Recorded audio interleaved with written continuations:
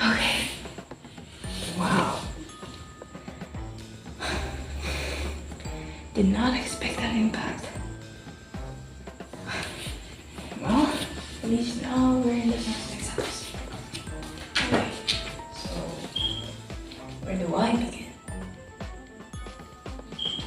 Well, let's take a look at that. Yes.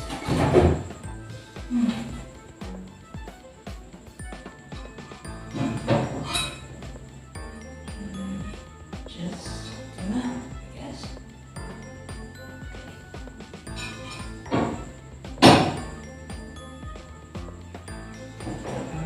Thanks. Nothing too weird here.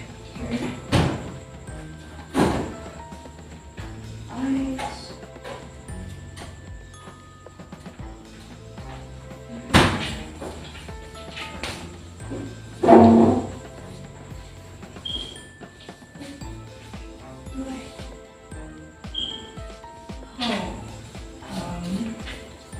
Hi.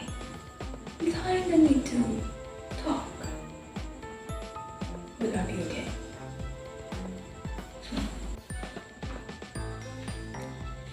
Okay, now that we decided to be civil with each other, I just wanted to ask if you happen to know where this guy is. Not that guy, this guy. Okay? You may know him by the name of, what's that? Albert Camus?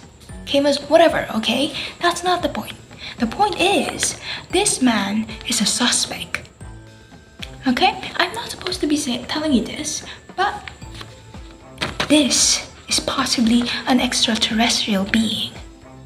Right, an alien who must not be in our planet, right? Would that make any sense? It's just putting us in danger. Okay, so you want to learn more about Albert Camus? Well, for one, I know that he has a book titled The Myth of Sisyphus, or Sisyphus, whatever you prefer. Right? It's about a man who loves living, who loves life. He was a king before, technically, his first death, where his wife buried him. But he asked for the gods for another chance to live, and he was technically given it. Given the chance to, and then he realizes that he loves life. He loves the view, he loves the animals just flying by, the birds, the blue sky, the water, the ocean. A lot of those things were something he appreciated about life. I mean, who wouldn't, right? The world is beautiful by itself. And so, because he loved life so much, he evaded death. Twice, from what I remember. Now, the gods were wondering, how can a human evade death itself twice? Right? So this angered them. Like, what right does a human have to be able to do that? So then, he got taken back into the underworld, where he was given his punishment. He was tasked to push a boulder up to the top of the mountain endlessly, because then, when he reached the top, it would just roll back down from where he came from. So then, he continued the task, because he had no other choice. He believed that he had no other choice. It was repetitive. He had to go back down to pick up the boulder. Well, not pick up the boulder, but push the boulder up again. And then watch it as it rolls back down. And in that moment, he realizes in himself that whatever he does, nothing will change. That what he's doing is technically a repetitive movement, an action, an activity that has no end and has the same result. So then in this realization, he finds himself in a sort of satisfaction. He's satisfied by the fact, well, from my interpretation, he's satisfied from the fact that he knows something, right? He knows that he is aware of what is happening to him. He is aware of the punishment. And in itself, it's a blessing to know, right? Knowledge is something that humans crave. Clarity. And that's why Albert Camus relates this to the absurd. The absurd is living life without meaning. You choose to live life without putting meaning to everything you're doing. So then, Camus believes that there is a guarantee of suffering. It's sure that you're going to suffer. And then within that suffering, you're going to realize, eventually at some point of your life, you're going to realize that at the end of everything, there is death. And death, to Albert, is the only certainty. And with regards to freedom, with regard to the freedom of humans, Albert believes that the existence of a God is quite in between believable and unbelievable from what I read. He said that one can be free while have a God who then decides his consequences, the consequences of his actions. While on the other hand, a man cannot be free and that his actions are predetermined by a God, an all-powerful God. So then that's where absurd freedom comes in, which my partner, one of my partner, quote unquote, would be explaining to all of you. Sorry, stop breaking the fourth wall, I mean you. Yes. What else do I have to say about Albert Camus? I think I've said it all. Well, you'll learn more when you listen to my partners. So just wait for them and maybe you'll learn more. More clues to whatever you're going to do. So good luck.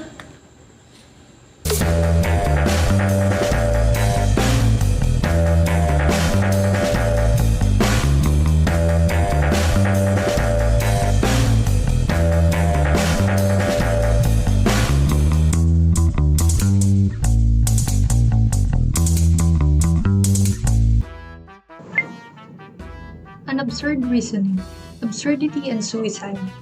To Albert Camus, judging whether life is worth living or not is the truly serious philosophical problem there is. The truth is not worth the stake. It is not worth dying for the ontological argument of whether the sun or the earth is the center of the solar system. He considers this to be a matter of profound indifference, simply a futile question to try and answer. On the other hand, many have died because they concluded that life is not worth living. Camus states that he saw others paradoxically getting killed by the ideas or illusions that give them a reason for living. Therefore, there is an urgent need to answer the contemplations of the meaning of life. The reason for living can also be taken as the reason for dying.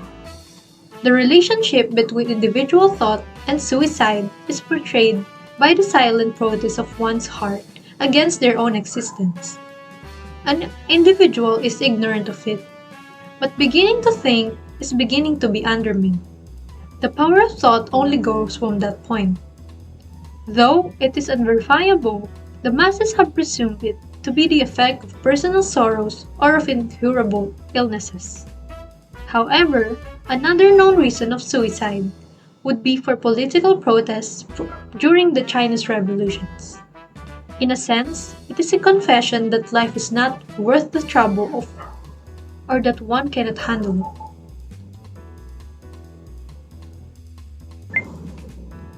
Life naturally is never easy. Realizing that one is commanded by existence through gestures called habit as one of the reasons. By dying, one voluntarily recognizes how ridiculous it is.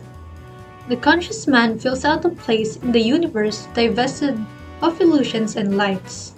Deprived of hope, he is experiencing the feeling of absurdity.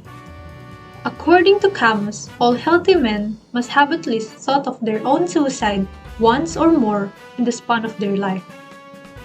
There is a direct connection between this feeling and the longing of death.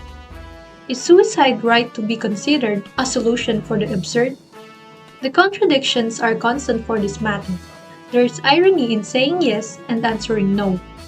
It's either committing suicide is the reassurance of the It's either committing suicide is the reassurance of the meaning of life or it is the refusal.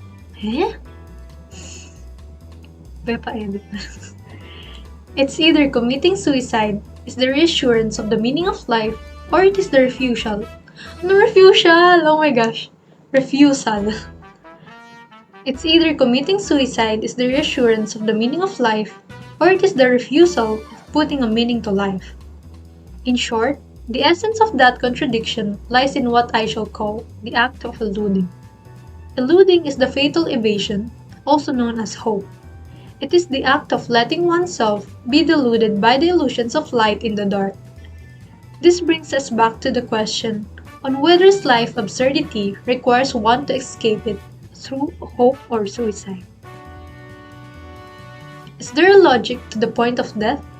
Camus pursues without reckless passion the reasoning of which he is suggesting the source with the intention of knowing the answer to his inquiry. A conflict created between the rational universe and human reason. This is what he calls absurd reasoning. Absurd walls. Deep feelings always mean more than they are conscious of saying. A man finds himself to have impulses or repulsion encountered in his habits of doing or thinking. At any moment, absurdity can strike him.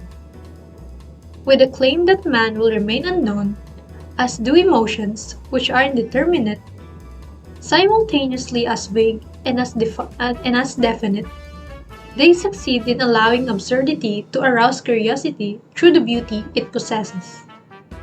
A man defines himself by his make-believe as well as by his sincere impulses. Camus defines a method of analysis, not of knowledge. This implies the concept of metaphysics, drawing conclusions on what cannot be in the realm of the known. Yet, is a man's manifestation of belief. It acknowledges that all true knowledge is possible. It acknowledges that all true knowledge is impossible. Solely appearances can be enumerated and the climate make itself felt.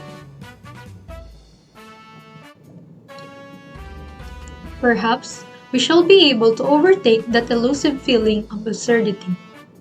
It all begins with the climate of absurdity and ends with the absurd universe and the attitude of the mind, which reveals the world's true colors in the sense of being aware of reality. The absurd world more than other derives its nobility from that object birth. The heart will continue to seek the answers like the first sign of absurdity. Why arises as the prominent question, especially in the life of routine or repetitive breathing. Everything begins in that weariness, think with excitement. Everything begins in that weariness, think with amazement. That weariness triggers the impulse of consciousness, awakens it. After the awakening comes the consequence, suicide or recovery. As Heidegger said, mere anxiety is at the source of everything. Camus phrases it as a matter of dying. The older a man gets, the more he asserts his youth, and situates himself in relation to time altogether. He belongs to time. The man recognizes his worst enemy, time that does not comply with his longing for the tomorrow he ought to reject instead. In itself is something inhuman. This absurd is the revolt or the first consequence of Camus's reasoning. Man is then subjected to a sense of lost paradise, recognizing his lack of power over the world.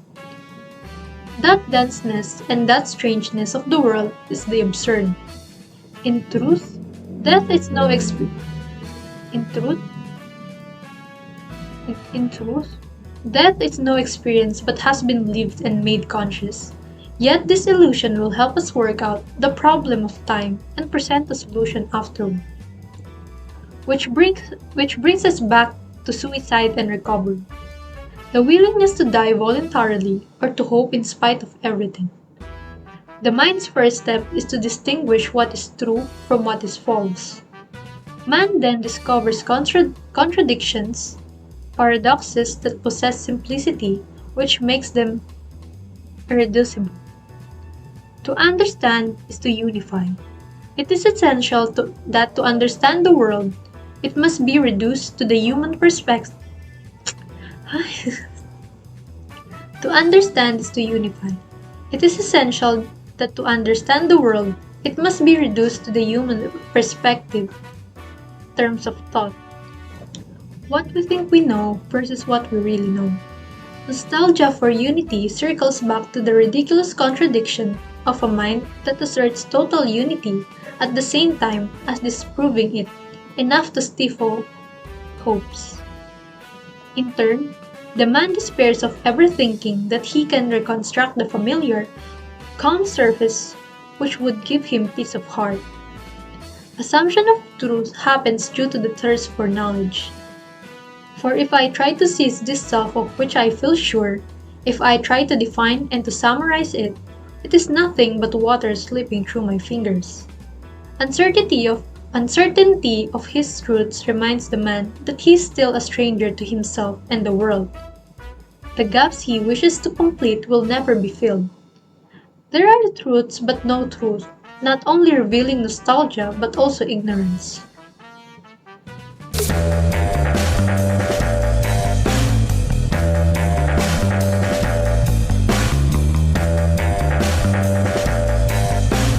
That we will be discussing will be philosophical suicide. So there is a statement that says the feeling of absurd is not the notion of the absurd. So it means it passes judgment on the universe, determining whether it must die or reverberate to the beliefs of the person. It is important to find out why people stray from the option of suicide and why they decide to stay when faced with the concept of the absurd. Camus sees its potential in the conclusions of existential philosophy. It's absurd means it's possible and it's also contradictory. Absurdity stems of the comparison between the bare fact and certain reality. That feeling is a divorce of ideas, born of confrontations rather than that of a mere scrutiny of impressions. Basically, the absurd is not the man nor in the world, but in their presence together. It is by logic that there can be no absurd outside the human mind or human existence or the world, as it is the product of the mind's personal realization in existing in the world. Death ends the absurd as the person thinks. As so does the absurd persuade one of the reality of death, the end of existence, and of life. The struggle with this statement implies the total absence of hope, continual rejection, and conscious dissatisfaction. And those reasons are why people tend to contemplate death when faced with the absurd. A man is always prey to his thoughts. Once a man has become conscious of the absurd, he loses himself in the absurd, devoid of hope in the universe and that he himself has created, and therefore has ceased to belong in the future. Because to them, there's no point in living anymore. The suggestion of escape becomes an apparent choice to them. Men choose to deify the ruins of human reason and find hope. That's why a religion exists. Forced hope is religious in its special state, settling in a man's thoughts as an anchor to ground them amidst the consciousness of reality, which is the absurd. This is why Heidegger believes, if anxiety becomes anguish, then the world can no longer offer anything to the man relating to absurd, which there are two aspects, which is boredom and terror. Boredom is when an ordinary man strives to squash and benumb it by seeking meaning, and terror happens when the mind contemplates death. The consciousness of death is the call of anxiety. Existence then delivers itself to its own summons or thoughts through the intermediary of the consciousness. Man seeks his ways amidst the ruins through suicide. This is why Jasper states, "We have lost naivety. Nothing we achieve will be beyond our physical selves."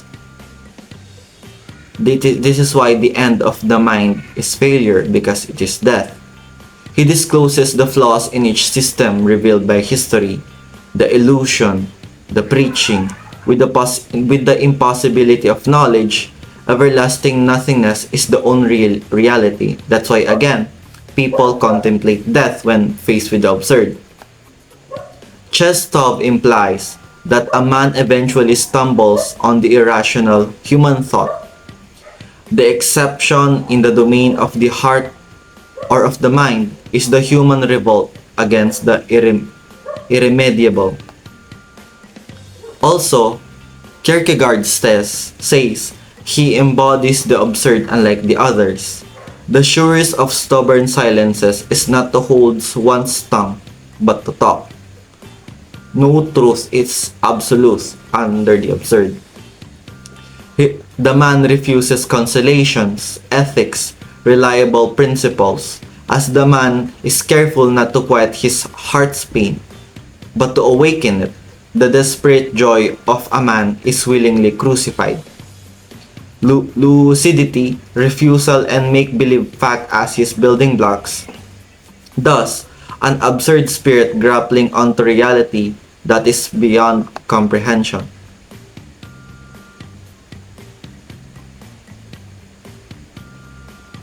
Spiritual adventure begins in the chaos of an experience related to its original incoherence. This is why when people face the absurd, they go on to what's called an spiritual or personal adventure. They seek to desperately find a meaning amidst the absurdity of the universe, because to them, it doesn't make sense that the universe has no intelligent design, and that there must be a big picture that has to be followed or that has to be fulfilled by them. Husserl and the phenomenologists claim that they reinstate the world in its diversity and deny the transcendent power of reason. Thinking ceases to be unifying. In other words, it is learning all over again. Every idea and every image is a privileged moment of men while they are alive. It negates logic, disappoints hope, and opens proliferations of phenomena characterized as inhuman, leading to all sciences or to none. Extreme consciousness justifies thought, and all that is involved is an attitude of understanding, not consolation of the absurd. This means that there are more important things than to end. that there are more important things in life that we have to achieve rather than killing ourselves when faced with the fact of the absurd. Death is not the escape of the absurd. This is why Camus gathers, all men have is their lucidity and definite knowledge of walls. One must make a judgment and choose its conclusion. Only then will we see where suicide and the reply stand. Born of the confrontation between human need and the absurdity or unreasonable silence of the world, the irrational, the human nostalgia, the absurd make up the drama that should end with all logic of which existence is capable. This is why a man's thoughts is his nostalgia. Camus says that he can refute what lives on vague nostalgias, except the desire for unity, longing to solve, and the need for clarity and cohesion. There is no clear understanding of the world, so the absurd man chooses not to do what he does not know, for assurance is only a keyword for illusion in this particular sense. To abolish conscious revolt is to elude the problem. Nothing is for certain, as stated earlier, but the absurd man also strives to know the possibility of living without appeal or needing a reason to live. I want to emphasize this. The absurd man also strives to know the possibility of living without appeal or need or a reason to live. This is why Camus states that there can be life after facing the fact of the absurd, that we can find meaning in ourselves and not the universe.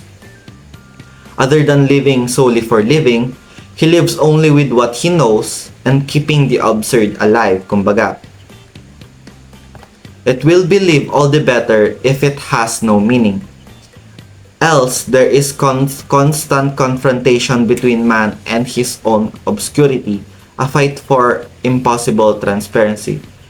This is why when faced with the absurd, we should not seek to understand it more, but rather live with what we know. Because it states here, in his own obscurity, a fight for an impossible transparency, there will be constant confrontation between the man and the universe. It may be thought but suicides follows revolt, but wrongly. It may be thought that suicides follows revolt, but it's wrong.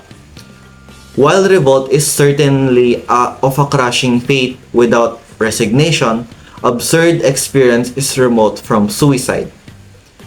The revolt gives life its value. It prevents suicide. Suicide is better described as acceptance of the absurd at the extreme, as man sees this future and rushes towards it.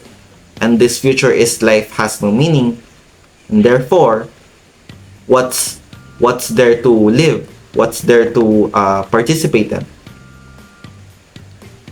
The absurd cannot be settled. A man becomes simultaneously aware and rejects death. This is contrary to suicide, where a man is condemned to die. Suicide is different from being denied life. I want to emphasize. To die unreconciled and not of one's own free will is to be placed in high regard in this matter. By tolerating, one gives proof of his only truth to revolt, which is defiance.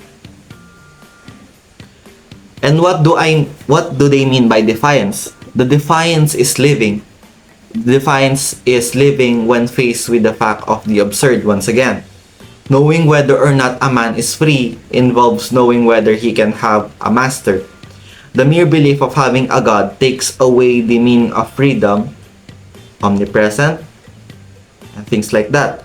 The paradox involves either we are not free and God is all-powerful over our actions, or we are free and responsible, but God is not all-seeing in that sense.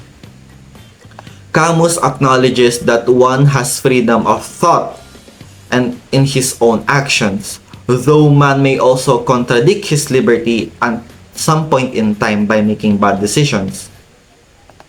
Next part is, death is the only reality.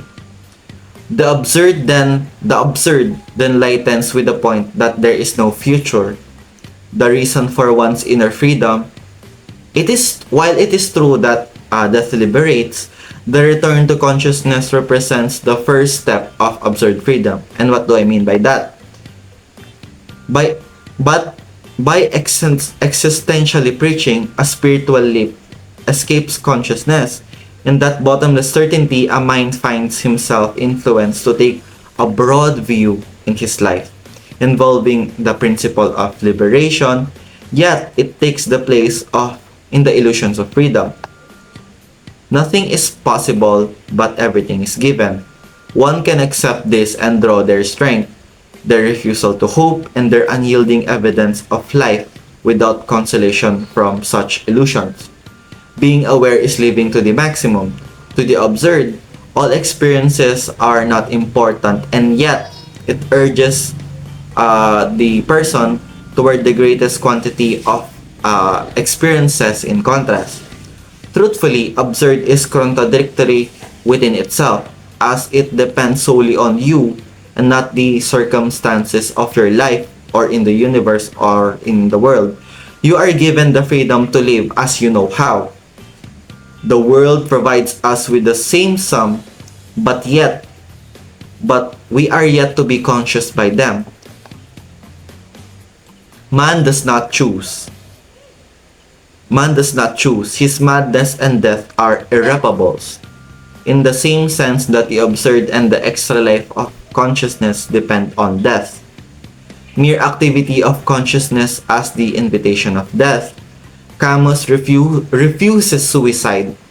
This is the main point of his essay, to refuse suicide, and notes that the present and succession of presents before a constantly conscious soul as the third consequences of his reasoning. From the anguish awareness of the inhuman, the meditation on the absurd returns to the very heart of the passionate flames of human revolt. With this, the three consequences of his reasoning, Albert Camus has concluded, are revolt, freedom, and passion. Once more, reminding us that the absurd world is reborn in its diversity and the paradox remains to be unsolved. So what is the three parts? What is revolt? Revolt is perceiving that the world is dense. Everything loses their illusionary meaning which we give to them. While freedom is accepting life's lack of meaning, and that it is a way to achieve total freedom. The ability to think and to act as he chooses is the only freedom that the absurd man can experience. So what is passion? The desire to be living in the present and pursuing the maximum of experiences is truly to live life to its fullest. Having the courage to give oneself to the silent absurd world or irreducible world and to pour his all in whatever he does or whatever is given to him. This is why, again, the main point is to live, as Camus states all over again. It is the main point of the essay.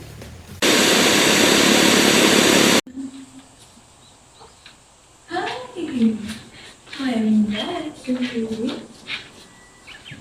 So, how was it with my partners? Was it good? Were they good storytellers? Well, I could not say the same, but I could say that you had a good time, right? Oh, I hope so. 'Cause I'm going to be asking you, did the man come into the house. Did you see him today? After all that explanation from my partners, quote-unquote partners, how was it? Did you see him? Or did the ideology, I know I mispronounced it, okay? Ideology? Whatever. The ideas, the philosophy, did those come into your mind? Did those stick? Did you understand? Right. If you didn't, well, that's unfortunate. Because either way, to be honest, your memory is still going to be erased. I'm just following the rules, okay? No hard feelings, but I just hope that you learned something today. Well, I do hope you remember the lesson, but this is goodbye for now. Thank you for your time, okay? Thank you. Close your eyes. I forgot my shades, but whatever. I'm going to cover my eyes. You don't cover yours. Goodbye.